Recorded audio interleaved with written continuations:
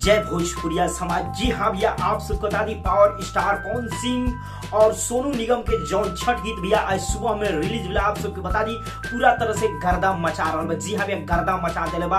कहीं भैया आप सबके बता दी जय छठी मैया। हाँ भैया, यह गाना के बोल बटे और साफ तौर पे बता दी भैया बहुत ही जबरदस्त जौन की वीडियो फाइनली 4K में जौन की रिलीज हो गई, जौन की I believe music YouTube channel के माध्यम से। जी हाँ भैया, आज सुबह में रिलीज हुआ 6:45 AM पे। और फाइनली आप सबको बता दी कि पवन सिंह के 2021 के पहला छठ गीत हुआ और जौन की पूरा तरह से गर्दा मचा दिला। जी हाँ भैया, आप सबको बता दी जितना मतलब उम्मीद ना रहो उतना हिट हो गई। जी हाँ भैया, मतलब उम्मीद ना रहो उतना हिट गाना हो गई बटे। जी हाँ भैया, आप सबको बता दी कि जौना चैनल के माध्यम से गाना रिलीज हुई बटे। जी हाँ भैया, वो चैनल पे महज 5 से 10 हजार ही सब्सक्राइबर रहे। जी हाँ भैया, जब गाना रिलीज भइल तो जी हाँ भैया, एकरा से ज्यादा ये चैनल पर सब्सक्राइबर ना हुई। और ऐसे भी हम पता भी करिए तो पता चल 5 से 10 हजार के बीच में ही रहल जब ये गाना रिलीज भइल। अब शायद कुछ बढ़ गई, कहीं भैया गाना 1 मिलियन से पार बटे व्यू। जी हाँ भैया, आप सबको बता दी तो 5 से 10 हजार वाला चैनल पर ये गाना रिलीज भइल। ओकरा बावजूद ये गाना भैया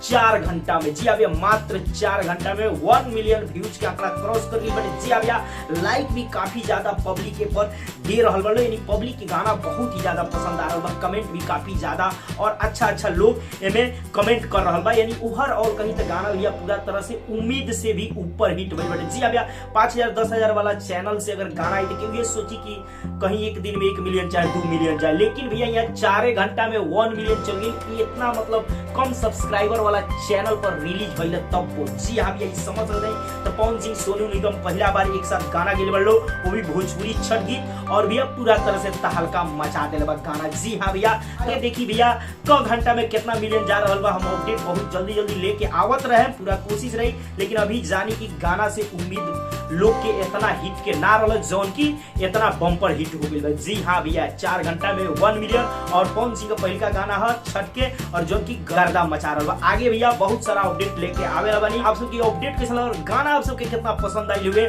जरूर कमेंट सेक्शन में बताइए। और पवन सिंह सोनू निगम के आवाज आप सबके कितना जबरदस्त लागल ये भी बताइए। चलते वीडियो के लाइक करी, ज्यादा से ज्यादा वीडियो के शेयर करी।